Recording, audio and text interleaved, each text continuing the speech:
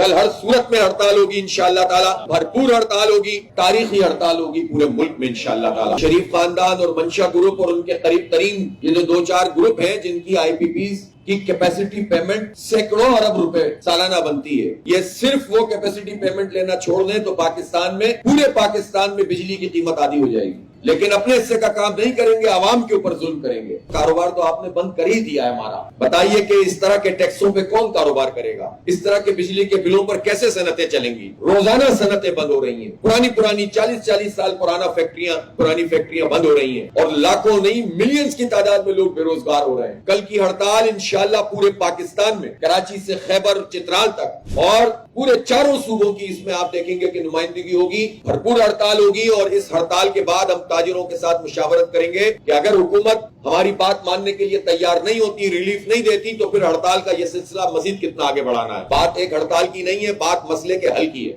انہوں نے ایک صوبے میں اگر 2 مہینے کے لیے ریلیف دیا ہے تو وہ بھی اس لیے کہ ایک عوامی پریشر ہے جس کی وجہ سے انہیں یہ کام کرنا پڑا، لیکن یہ پینٹ ہے، یہ مسئلے کا حل نہیں ہے۔